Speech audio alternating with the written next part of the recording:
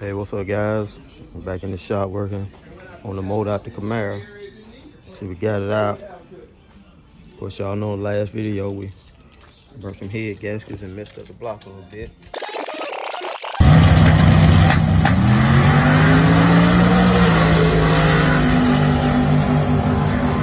Oh my God!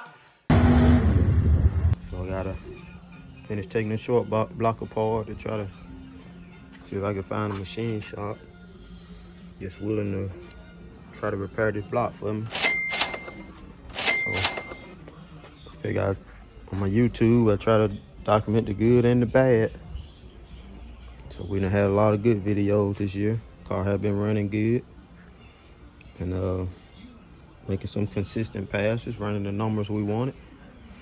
But something went wrong and we ended up at this point. Still don't know what happened. I haven't really took the time to go through everything, all my data, look at the computer and tune up and everything, see if I had an issue with wiring and it didn't pull time, and a fuel solenoid didn't work, or a nitrous solenoid got stuck. I don't know what happened yet, but we'll get to that point. I guess the main priority, get the pistons out the block, get the block clean, get the heads clean, take some photos, start trying to reach out to some machine shops, see if I can get some help.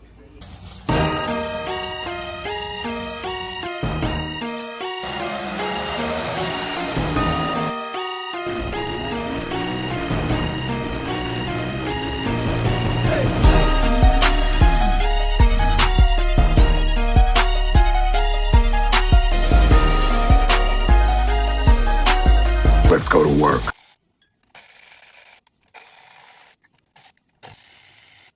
Many years ago, I started off poor. I started off broke.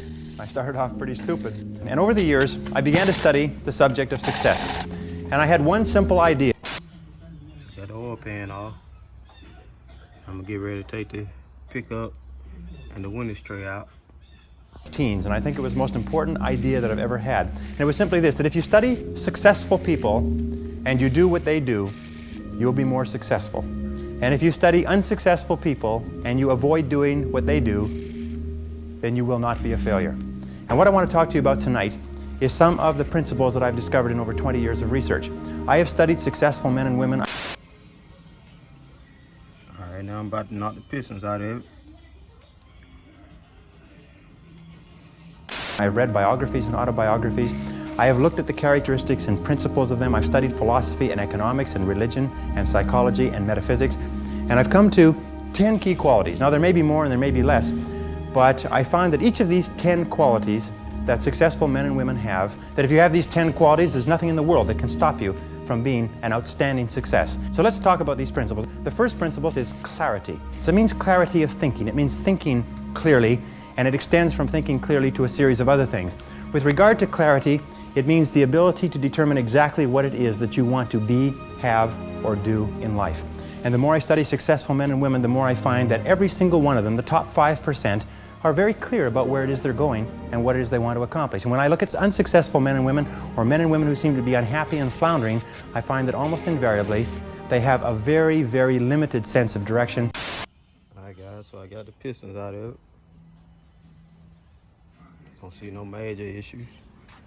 Bearings not as clean as I would like them, but they're okay. Definitely gonna put some new bearings in it. Pistons have been rocking in the cylinders. See right here. Well, not much I can do about that. I do have one ring that's kind of pinched a little bit on that cylinder that blew the head gasket, so I know it was a little hot. I think I can file my ring clearance back into that piston though, so I think I got much issues with the pistons or the rods. So put some new ring. I'm put some new rings in it because I'm gonna get the block home and put some new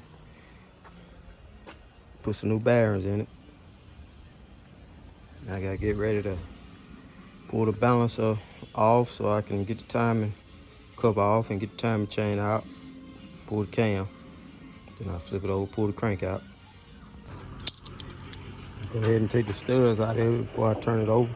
Sometimes no sense of direction at all. As they say, if you don't know where you're going, any road will take you there. If you do not have clear, specific goals for your life, you are doomed forever to work for people who do. And that seems to be the case. And yet only 5% of people have goals. So the key starting point with regard to clarity is to know where it is you're going and what it is you want to be and what it is you want to have and what it is you want to do. The second key with regard to clarity is decisiveness. Be decisive. I have never met a successful person who was indecisive, and I've never met a failure who is decisive. Be decisive. Develop the characteristic and quality of decisiveness. We know that the reason why we are indecisive is because we're afraid of making a mistake. But the terrible thing is that the way that we think becomes a habit, and the habit of indecisiveness can condemn us to failure. We can be talented and intelligent and ambitious, but if we cannot make... All right, I got the balance off. I gotta take the cover off. The hard decisions in our life, and if we cannot make decisions readily, then what happens is we always have to work for people who do make decisions readily. Now, the interesting thing about decisions is that about 80% of decisions should be made the first. Now I just gotta take the crank out and have it all apart. Time they come up. And if you make decisions every single time they come up, sooner or later you will develop the habit of decisiveness. You'll be very clear about what it is you want, and it's easy to make decisions if you know what it is you want to accomplish.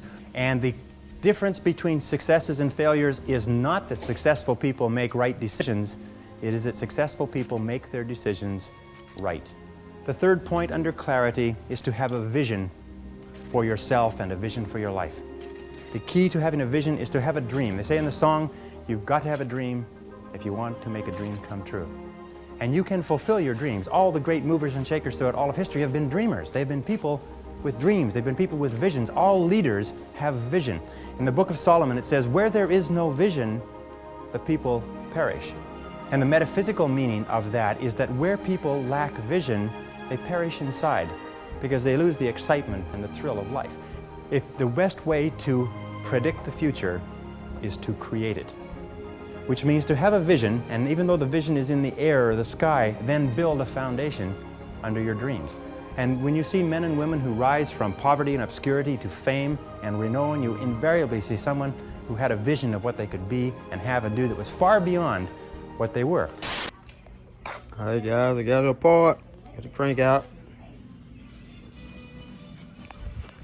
Pistons, heads.